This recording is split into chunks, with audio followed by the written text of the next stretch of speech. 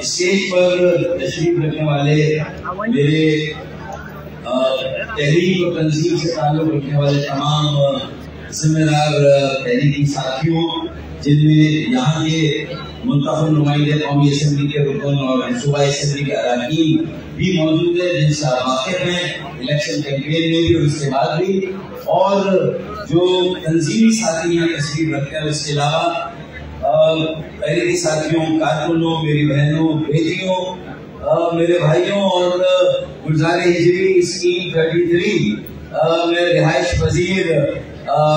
کراچی کے شہریوں، السلام علیکم۔ ہوئی تاخیر تو کچھ بھائی سے تاخیر بھی تھا، کوئی 5-6 گھنٹے سے رابطہ کمیٹی اور ایم پی ایم کے منتخب اراکین قومی اسمبلی اور صوبائی اسمبلی کا ایک مسلسل اجلاس جاری تھا۔ جیسے ہی اجلاس ختم ہوا ہے، ہم سارے منتخب نمائندے وہاں سے سیدھے، فرقان بھائی بھی ہمارے ساتھ تھے اس اجلاس میں، اسی لیے ہم سب وقت پر نہیں پہنچ سکے اور کافی تاخیر سے آپ کے درمیان آ رہے ہیں۔ لیکن سب سے پہلے تو میں آپ کی استقامت پر، آپ کے جوش اور جذبے اور ولولے کو دیکھ کر کہ یہ عید ملن عید کے کئی دنوں کے بعد منائی جا رہی ہے، لیکن آپ بالکل اسی طرح یہاں پر ایم پی ایم کے ساتھ عید ملنے کے لیے آئے ہیں، جیسا کہ آج عید کا پہلا دن ہے، دوسرا دن ہے یا تیسرا دن ہے۔ آپ سب کو تاخیر سے عید مبارک، بہت بہت مبارک، بہت سارے دعاؤں کے ساتھ کہ اللہ تعالیٰ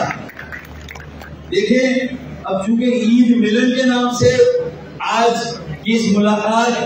کا بندوبست کیا گیا یا بہانہ کیا گیا، تو عید کے لیے بھی کچھ بات ہونی چاہیے۔ عید یقیناً ایک خوشی کا موقع ہے، عید ہمارا مذہبی تہوار بھی ہے، ہماری معاشرتی ضرورت بھی ہے، اور اس موقع پر بہت ساری ذمہ داریاں ایسی ہیں جو ہمیں یاد کرنی ہے۔ جو متمول طبقہ ہے اسے کیسے، جو آسودہ حال طبقہ ہے اسے کیسے خطے غربت سے، خطے افلاس سے نیچے جانے والے لوگوں کو کسی نہ کسی طرح اپنے ساتھ لے کر چلنا ہے، اپنی خوشیوں میں شریک کرنا ہے۔ تحریک کے سفر میں ہمارے جو ساتھی شہید ہو گئے، ان ساتھیوں کے اہل خانہ کو بھی ان خوشیوں میں شریک کرنا، جو ساتھی اسیر ہیں ان کے اہل خانہ کو اپنے ساتھ شریک کرنا، جو لاپتہ ساتھی ہیں ان کے اہل خانہ کو اپنے ساتھ شامل کرنا، شریک کرنا، ان کا حال چال پوچھنا۔ میں سمجھتا ہوں کہ کم از کم اس عید پر ہم نے اپنی یہ ذمہ داری پوری کی، تو پھر انشاءاللہ تعالی آج اللہ تعالیٰ نے ہمیں یہ عزت دی ہے، اللہ تعالیٰ نے ہمیں یہ موقع دیا ہے کہ ایم کیو ایم کا ریوائیول ہوا ہے، ایک ایم کیو ایم پاکستان بحال ہوئی ہے، اور ہم نے اس عید کے موقع پر اپنی یہ بنیادی ذمہ داری اور ان فرائض کو ایک کارکن کے طور پر، ایک ذمہ دار شہری کے طور پر، ایم کیو ایم پاکستان کے ذمہ دار حامی کے طور پر اگر اپنی ذمہ داری کو پورا کیا ہے، تو مجھے یقین ہے کہ اس مرتبہ اگر ہم اپنے پیروں پر دوبارہ کھڑے ہو رہے ہیں تو انشاءاللہ دنیا کی پھر کوئی طاقت ایسی نہیں ہے کہ ہمارے پاس نظریہ ہے۔ ہم مڈل کلاس ہیں، ہم پڑھے لکھے لوگ ہیں، اور ہم نوجوانوں کا ایک سیاسی عمل ہے، اور انشاءاللہ ایک مرتبہ پھر نوجوانوں کی ایک بہت بڑی کھیپ متحدہ قومی موومنٹ پاکستان میں شامل ہونے جا رہی ہے، جو ہمارے اگلے ایم ایل اے اور اگلے ایم پی ایس انشاءاللہ تعالیٰ ہوں گے۔ تو مجھے یقین ہے کہ اگر ہم نے عید میں اپنے یہ فرائض پورے کیے ہیں، اور یہ عید کیسی عید ہے، لیکن مسکرانا پڑتا ہے، ہنسنا پڑتا ہے، خوشی کا اظہار کرنا پڑتا ہے۔ بے شک دل کے اندر ایک غبار ہے، ایک غم کا بسیرا ہے، اور ایک اسٹریس ہے، جو حالات ہیں، مہنگائی ہے، بے روزگاری ہے، رات میں بجلی نہیں ہے، دن میں گیس نہیں ہے، نلکوں سے پانی کب کا ناراض ہو کے پتہ نہیں کہاں چلا گیا ہے، ٹینکرز کے ریٹ کیا ہو گئے ہیں، یہ سارے مسائل اس شہر کے لوگوں کو درپیش ہیں کہ جنہوں نے پاکستان کے قیام میں، جن کے آباء و اجداد نے بہت لازوال قربانیاں دی، پاکستان کو بنانے میں، پاکستان کو آگے لے جانے میں، اپنے پیروں میں کھڑا کرنے میں جنہوں نے لازوال بے مثال قربانیاں دی، آج اس شہر کے مکینوں کے ساتھ یہ حال ہے۔ تو پھر ظاہر ہے کہ عید کے موقع پر میں یہی شعر آپ کے سامنے پڑھوں گا کہ وہ کیا کہتے ہیں کہ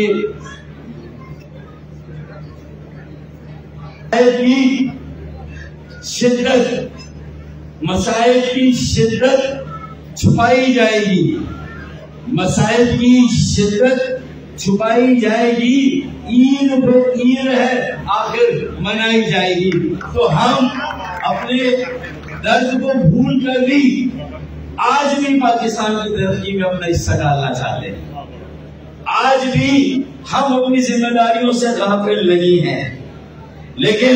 اب جو ارباب اقتدار ہیں، ارباب بست و کشاد ہیں، جہاں پالیسیاں بنتی ہیں، تو پھر اگر 60% آج بھی ہمارا حصہ پاکستان کے قومی خزانے میں ٹیکسوں کی صورت میں ہے، اور اس کے علاوہ ہم ہر چوراہے پر، ہم ہر یوٹیلیٹی پر، ہم تھانوں پر، ہم ٹریفک پولیس کو ہر جگہ ہمارے نوجوانوں کی جیبیں خالی کرائی جاتی ہے۔ یہ اضافی ٹیکس بھی اگر سب سے زیادہ کہیں دیا جاتا ہے پاکستان میں، یہ بھتہ جو اصل بھتہ ہے وہ بھی ہم سے لیا جاتا ہے اور ہمارے شہر کے لوگوں سے لیا جاتا ہے۔ یہ سب دینے کے باوجود بھی اگر 60% حصہ قومی خزانے میں ہمارا ہے، ہمارے ٹیکسوں اور ریونیو کا ہے، پاکستان کی کل مجموعی ترقی میں آج بھی ہمارا حصہ، کراچی کا حصہ 30% سے 40% ہے، تو پھر آج ہمارا یہ حق بنتا ہے یہ مطالبہ کرنے کا۔ ہمیں پتا ہے کہ ہم اگر صوبے کا مطالبہ کرتے ہیں تو اس کے ساتھ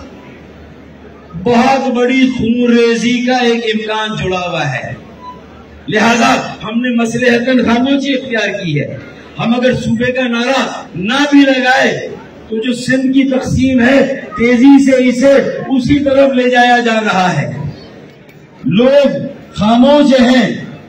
بولنا نہیں چاہتے، لیکن پھر بھی ان کے منہ میں یہ زبان دی جا رہی ہے یہ تقسیم ہم نہیں کر رہے، یہ تقسیم سندھ کے وڈیرے اور جاگیردار کر رہے ہیں کہ اگر 3.5 لاکھ ہماری نوکریاں جو اربن کوٹے پر تھی، جو کراچی، حیدرآباد اور سکر کے کوٹے پر تھی، اگر یہ نوکریاں بھی جعلی ڈومیسائل بنانے والوں کو دے دی گئی تو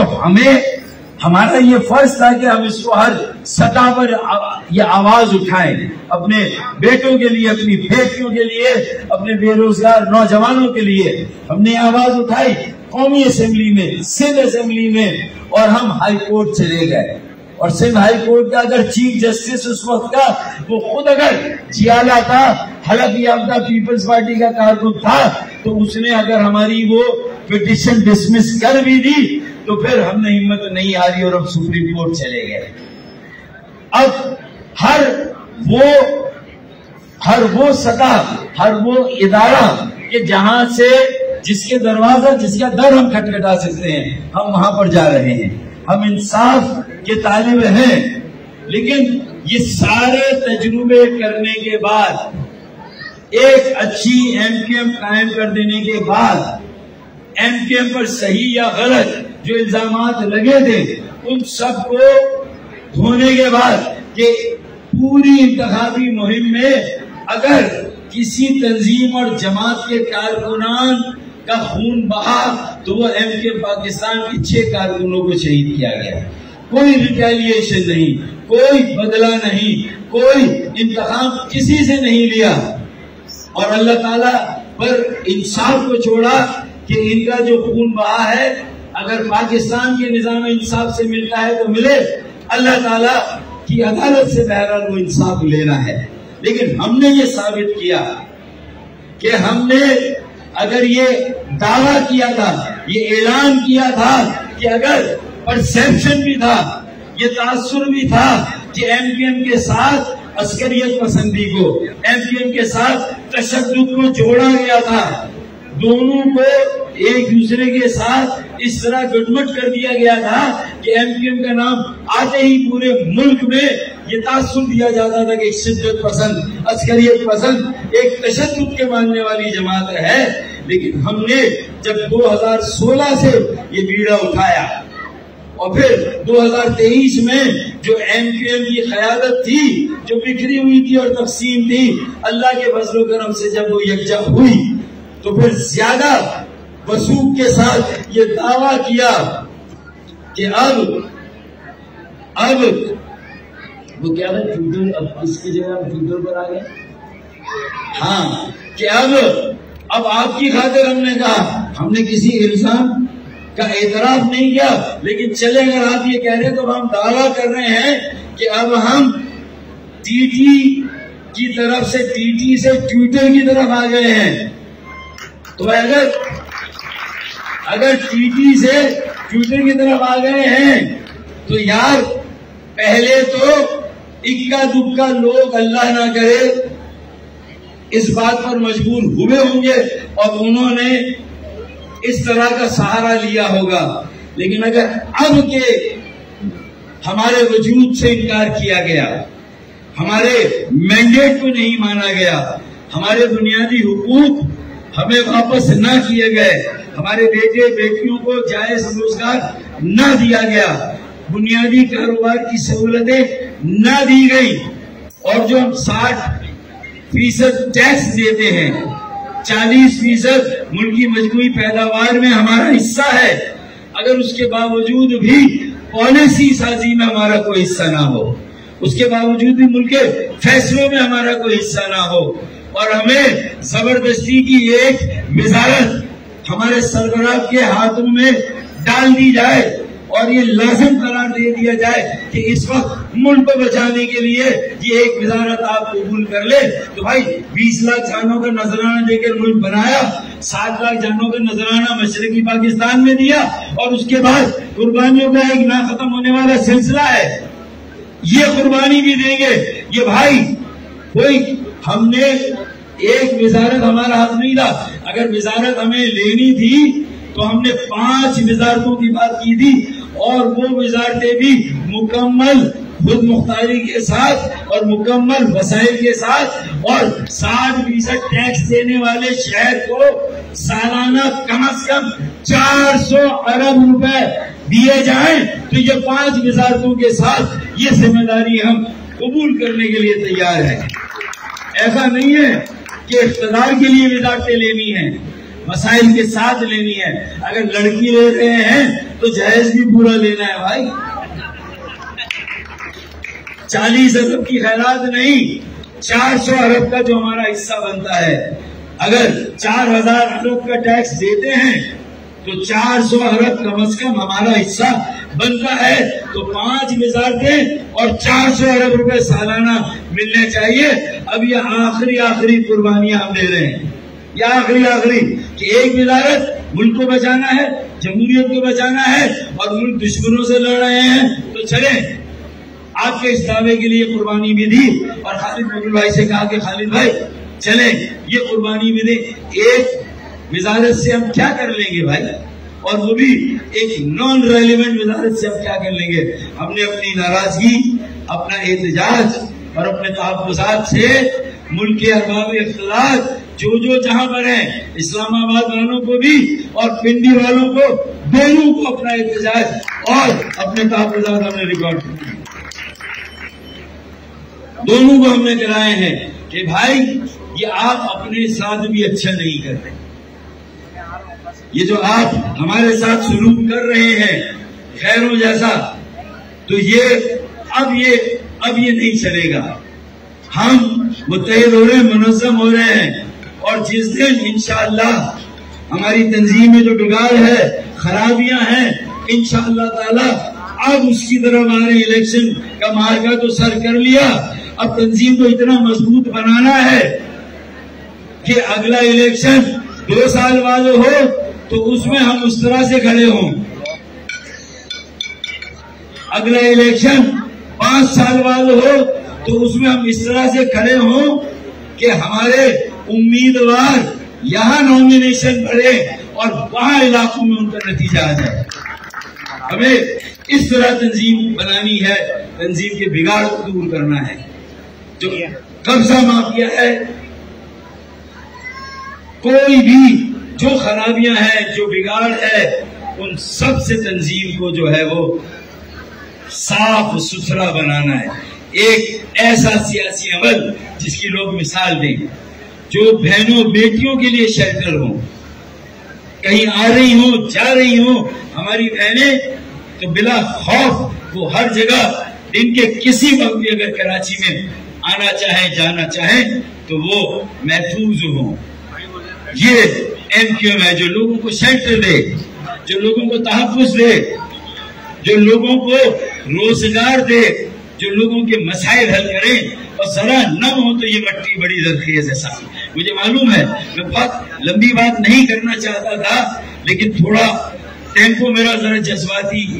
اس وقت میں اس کیفیت میں ہوں، تو اس لیے میں نے کہا آج ہماری ساری بحث یہ ہو رہی تھی کہ ایم کیو ایم کا نیا بیانیہ کیا ہونا چاہیے. تو بیانیے کا پہلا پوائنٹ یہ تھا کہ اب ایم کیو ایم کو عوام کے اندر بھی نظر آنا چاہیے، عوام کے درمیان بھی نظر آنا چاہیے اور عوام کے ساتھ بھی نظر آنا چاہیے. یہ پہلا بیانیہ ہے. کیوں آسان بھائی، فرحان بھائی، ٹھیک ہے جو بھائی، یہ اب یہ ایم کیو ایم کا بیانیہ ہونا چاہیے کہ ہم لوگوں سے ہیں، لوگوں میں ہیں اور لوگوں کے لیے ہے. یہ ایسی مڈل کلاس، ایک پڑھے لکھے لوگوں کی، سلجھے ہوئے لوگوں کی، اور خدا کی قسم تھوڑا سا اگر ہم یہ استعمال کر لیں جو ہمارا اپر چیمبر ہے، جس کو ہم نے گروی رکھ دیا، جس کو جذبات کے حوالے کیا، جس کو ہوش کو جوش کے حوالے کر دیا، اگر تھوڑا سا ہم یہاں سمجھ جائیں تو مجھے یقین ہے کہ ہم بہت دیکھیں کئی 50 سالوں کے بعد ایک بیانیہ تو یہ کہ وہ ایم کیو ایم بنانی ہے جو لوگوں کے ساتھ، لوگوں کے درمیان اور لوگوں کے لیے کھڑی ہے. پہلی بات. دوسری بات کہ 5 وزارتیں، ارے یہ بھی نہیں چاہیے، 1 وزارت بھی نہیں چاہیے، یہ بھی رکھ لو، لیکن ہمیں وسائل چاہیے،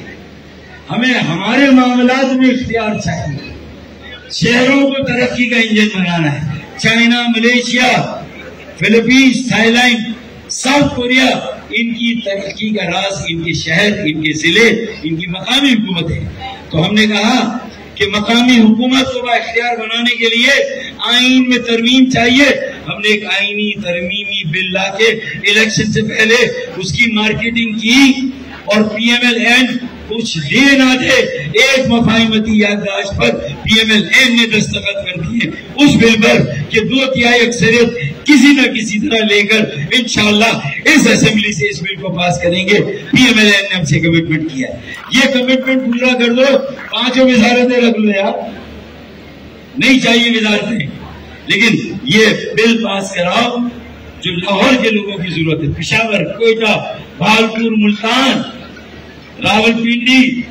لاڑکانہ، کشمور، جیکب آباد، نواب شاہ، یہ وہاں کے لوگوں کی ضرورت ہے.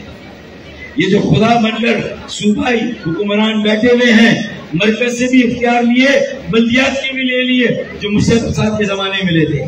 تو اب اس طرح کام نہیں چلے گا. اختیارات اور وسائل کو شہروں، ضلعوں، قصبوں اور دیہات میں دینا ہوگا. انہیں ترقی کا انجن بنانا ہوگا. ان کی بیڑیاں کھولنی ہوگی. نوجوانوں کو موقع دینا ہوگا. انہیں چھوٹے قرضے دینے ہوں گے. اگر لولی لنگڑی یہ وزارت آئی گئی ہے تو میں نے خالد بھائی سے کہا کہ خالد بھائی اس ایک وزارت سے بھی کیا ہو سکتا ہے؟ تو خالد بھائی نے کہا کہ 8 یونیورسٹیاں وفاقی انشاءاللہ یہ لولی لنگڑی وزارت سے بھی کچھ نہ کچھ انشاءاللہ لے لیں گے اور ان 8 یونیورسٹیز کے کیمپس کراچی میں انشاءاللہ قائم کر دیں گے انشاءاللہ. تو چلیں ہمارے بچوں کے لیے اگر 8 وفاقی یونیورسٹیاں یہاں آ جائیں اور اردو یونیورسٹی جو وفاقی ہے جسے لے جانے کی تیاری ہو رہی ہے اسے روک دیا جائے، پی آئی اے کا ہیڈ آفس چلا گیا اسے واپس لایا جائے. تو یہ سارے کام اگر ہم کر لیں تو میرے خیال میں کم از کم ریورس گیئر میں تو گاڑی چلی جائے گی نا یار، بہتری کے کچھ آثار تو پیدا ہو جائیں گے نا. اور جہاں جہاں نوکریاں ہیں، ملازمتیں ہیں، وہاں اب اربن کوٹے کی حفاظت بھی کریں گے. کوٹے کو بھی چیلنج کیا، غیر آئینی ہے لیکن غیر آئینی صحیح، اگر اس کوٹے پر عمل ہو تو کم از کم ہمارا 40% تو ہمیں ملے. ہم نے کڑی نگرانی کی ہے، ہم نے سینسس مردم شماری پر نگرانی کی تو پہلی مرتبہ 50 سالوں بعد، 50 سالوں سے ارے بنگالی آ گئے، ویتنامی آ گئے، برمی آ گئے، افغانی آ گئے، پوری دنیا کراچی میں آ گئی. لیکن کراچی کا سائز، سندھ کا کیا سائز تھا؟ 33%. خالد مقبول بھائی، مصطفیٰ کمال بھائی، فاروق بھائی یکجا ہوئے تو پہلی مرتبہ کراچی کی آبادی سندھ کا 33% سے بڑھ کر الحمدللہ 37% ہو گئی. پہلی بار ہوا یہ، پہلی بار ہوا یہ. اور ایک قومی اسمبلی کی سیٹ کا اضافہ ہوا اور 3 صوبائی اسمبلیوں کی سیٹ کا اضافہ ہوا ہے. لیکن پلان کیا کرنا ہے کہ بھائی سیدھی انگلیوں سے اگر گھی نہ نکلے، سیدھی انگلیوں سے اگر گھی نہ نکلے تو پھر انگلیاں ٹیڑھی نہیں کرنی، اس میں سریا ڈال کے گھی کو نکالا جا سکتا ہے. یہی تو مار کھا جاتے ہیں، یہی تو ایف آئی آر کٹتی ہے کہ سیدھی انگلیوں سے گھی نہ نکلے تو انگلیاں ٹیڑھی کرنی پڑتی ہے. تو بھائی بس وہاں ایک ایف آئی آر کٹ گئی، آپ نے ایک محاورہ پڑھا اور ایک ایف آئی آر کٹ گئی. تو ہم نے بھی کہا ہے کہ اگر سیدھی انگلیوں سے گھی نہ نکلے تو بھائی انگلیاں بھی ٹیڑھی کرنے کی ضرورت نہیں ہے، سارا سریا اندر ڈال کے اپنے حصے کا گھی نکال دیں گے انشاءاللہ، سارا نکالیں گے انشاءاللہ، ہے کہ نہیں؟ تو یہ استعمال کریں نا یار، ایسے ہی کریں تو نکالیں گے انشاءاللہ تعالی. اور اگر 22 MNA 37 MPA اللہ نہ کرے کام نہ کر سکے، چاہے تنظیم کی کسی غلطی کی وجہ سے، اپنی کاہلی تساہلی کی وجہ سے، تو یہ 22 کا مطلب 22 نہیں، 320 کے ایوان میں 22 کتنا پرسنٹیج ہوتا ہے؟ 7%. ہم 7% نہیں ہیں، ہم 22 کو اپنے جو قومی خزانے میں 60% دیتے ہیں. ہمیں یہ جتانا ہے، منانا ہے کہ 22 نمبر میں ہے، فیصد میں 7 ہیں لیکن وزن میں 60 ہے. نہیں، یہ 22 اور یہ 7%، 60% کے برابر ہے. اور اس کے لیے اگر ایک عوامی اسمبلی شارع فیصل پر یا ایم اے جینا روڈ پر 2 سال کے اندر اگر لگانی پڑی تو آج پہلی عید ہی یہ لے جائیے کہ عید کا پہلا تحفہ اپنا حق لینے کے لیے سارے جتن کریں گے، سارے آئینی قانونی راستے اختیار کریں گے، لیکن 22 کا وزن انشاءاللہ شارع فیصل پر تمہیں بتائیں گے کہ 22 نہیں، 5 نہیں، 60% ہم انشاءاللہ آئے گے. نہیں ایسا ہی ہے. تو میرے خیال میں آج کے لیے اتنا کافی ہے، ورنہ کیا خیال ہے باجی؟ مگر اتنی جلدی بھی اتنا بڑا ڈوز دینا مناسب نہیں ہے. کیا خیال ہے؟ آج کے لیے اتنا کافی ہے، ہونا چاہیے. ورنہ یہ کہ تجھ کو بھائی وزیر اعظم ہے، بھائی فیصلوں میں ججوں کی تقرری کے لیے کمیشن بنایا گیا. سنیں بھائی، آخری اہم بات، ججوں کی تقرری کے لیے کمیشن بنایا گیا، 4 پی ایم ایل این کے، 4 پی ٹی آئی کے. تو بھائی 22 ووٹوں والے کہاں گئے ہیں؟ 22 ووٹوں والوں کو بھی اپنی اہمیت کے لیے ان کے پیچھے جو ووٹ ہے، ان کے پیچھے جو ٹیکسوں کا حصہ ہے، ملک کی تعمیر اور ترقی میں ہمارا حصہ ہے، اس ملک کے دفاع کو ناقابل تسخیر بنانے کے لیے، ارے یہ ایٹم بم بنانے کا صحرا بھی جس کے سر ہے بھائی، یہ تھوڑا یاد دلانا ہے کہ ہمیں بتانا ہے کہ اگر SIUT جیسا ادارہ بنا، ادیب رضوی جیسا ایک انسان آیا، تو الحمدللہ اس کا تعلق بھی ہمارے قبیلے سے، ہمارے گھرانے سے اور ہمارے شہر سے۔ عبدالستار ایدھی کراچی سے، ظفر عباس کراچی سے، مولانا بشیر فاروقی کراچی سے، عالمگیر ویلفیئر ٹرسٹ کراچی سے۔ پھر اس کے علاوہ کوئی ایک ٹرسٹ پورے ملک میں کہیں اور بتائیں کہ ایسا نام پیدا کیا جو یہ ہمارے ادیب رضوی، عبدالستار ایدھی، ظفر عباس، بشیر فاروقی، یہ اسی شہر سے۔ اور پھر آخری بات تڑکا لگا دوں کہ اگر پاکستان میں پہلی مرتبہ کوئی عوامی گورنر کسی جماعت نے دیا تو وہ MQM پاکستان نے دیا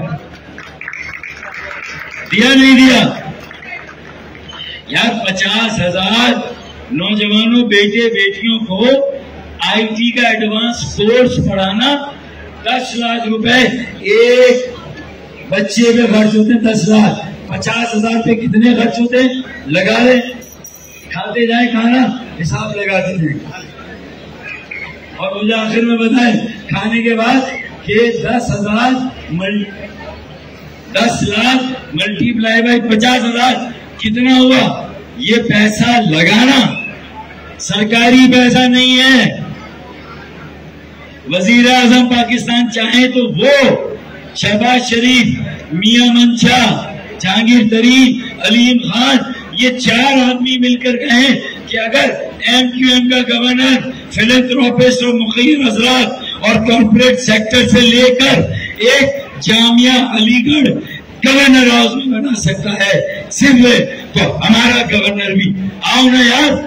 یہاں مقابلہ کرو نا ہمارا بھائی،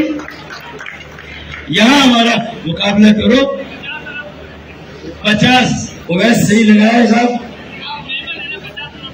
اب یار 50 ارب روپے کی انویسٹمنٹ ہے یہ، جو پرائیویٹ سیکٹر میں بھی ٹیکس الگ، بھٹا الگ، روزانہ سڑکوں دکانوں پہ 8,000 روپے 4,000 روپے آ رہے، مارکیٹ ہر مارکیٹ میں بڑھتا جا رہا ہے، یہ بھی دے رہے ہیں۔ اور اس کے بعد مخیر حضرات 50 ارب سے 50,000 بچے جب یہ پڑھیں گے، ایڈوانس IT کا کورس کریں گے، تو جیسے ہی فارغ التحصیل ہوں گے، بحرین، قطر، متحدہ عرب امارات اور عمان نے کہا یہ سارے بچے ہمیں چاہیے، 10 لاکھ روپے ماہانہ ان کی تنخواہ ہوگی۔ تو آج 50 ارب کی انویسٹمنٹ، ان کی تنخواہیں 50 ارب ہر مہینے، یہ 12 مہینے کے 50 ارب، وہ ہر مہینے 50 ارب کی تنخواہیں، زر مبادلہ کتنے ڈالر ہوگا 50 ارب میں بھائی بتاؤ؟ اب یہ حساب بھی لگاؤ نا، میمن خالی میں۔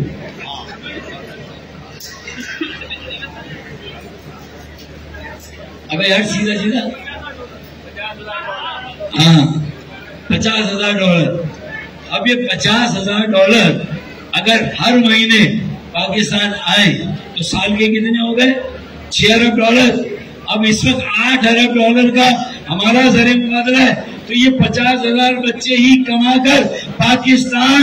6 ارب ڈالر تو سالانہ یہ واپس بھجوائیں گے۔ بتائیں یہ کام کسی نے کیا؟ آج گورنر ہاؤس ملا ہے ہمیں، تو اسے عوامی بنا کر جامعہ علی گڑھ بنائی۔ پاکستان بنانا تھا تو جامعہ علی گڑھ بنی، پاکستان بچانا ہے تو جامعہ علی گڑھ بنی۔ اب انشاءاللہ تعالی آج گورنر ہاؤس ملا انشاءاللہ اگر سی ایم ہاؤس ملے گا تو انشاءاللہ اسے بھی عوامی سی ایم ہاؤس بنائیں گے. وزیر اعظم ہاؤس ملا اسے بھی عوامی وزیر اعظم ہاؤس بنائیں گے انشاءاللہ.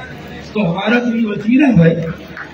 ہم تو ہمارے بیٹے یہ کام کریں گے. میرے خیال میں اب آخری شعر پڑھنے کا وقت آ گیا. خاموشی والا ہی نہیں چلے گا, وہی چلے گا. بتائیں دیکھیں کچھ دیر کی خاموشی تھی, لوگ شور آ گیا. ارے ٹچ پونجیوں کا وقت آیا تھا, ایرے غیروں کا وقت آیا تھا, باضمیر لوگوں کا دور آ گیا. پاکستان زندہ.